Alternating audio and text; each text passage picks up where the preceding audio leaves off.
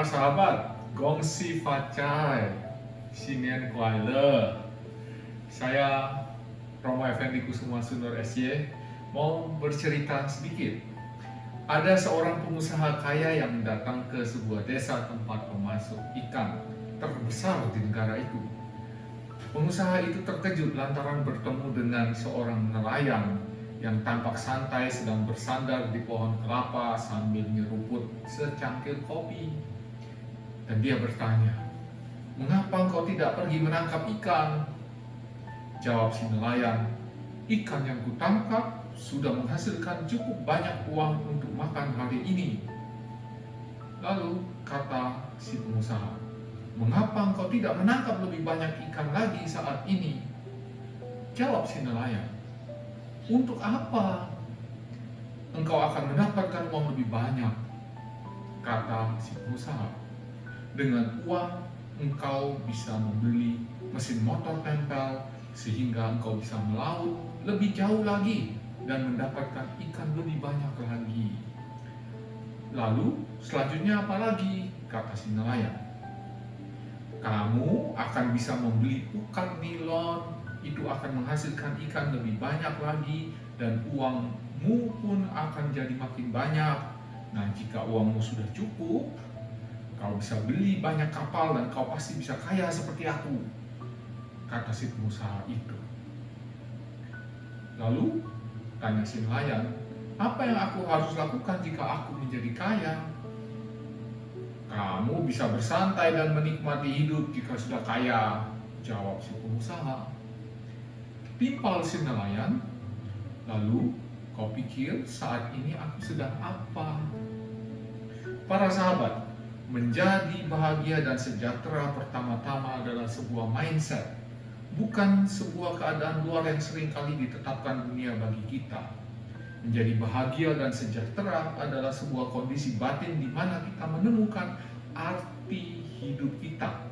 Entah kita kaya, punya banyak uang, jabatan tinggi, atau hanyalah hidup sederhana seperti sang nelayan.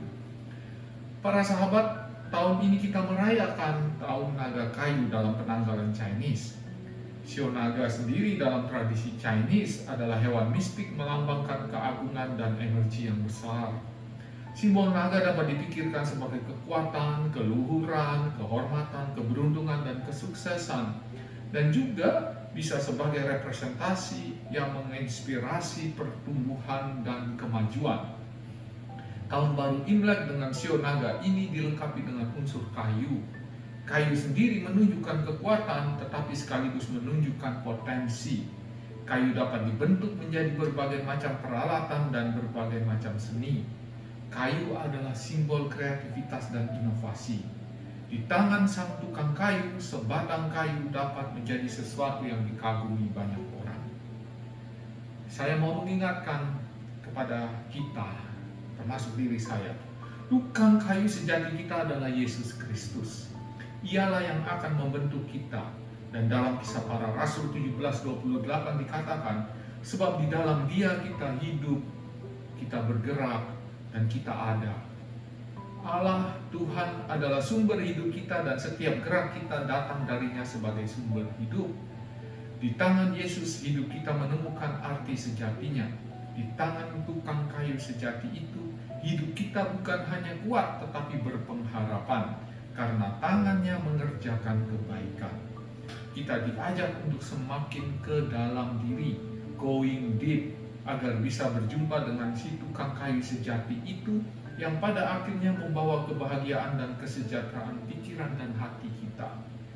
Dengan kata lain, kita going deep agar bisa deeply happy.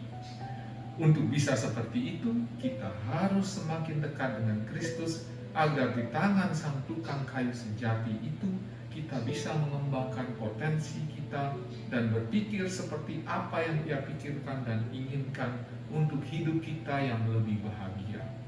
Ingat, bahagia itu adalah mindset dan kita mau memakai mindset Yesus sendiri. Semoga di tahun ini setiap langkah kita menuju masa depan dipenuhi dengan kebahagiaan dan pencapaian yang gemilang. Selamat Tahun Baru Imlek 2024. Long Nian Daji. Semoga beruntung di tahun naga dengan Yesus sebagai tukang kayu sejati.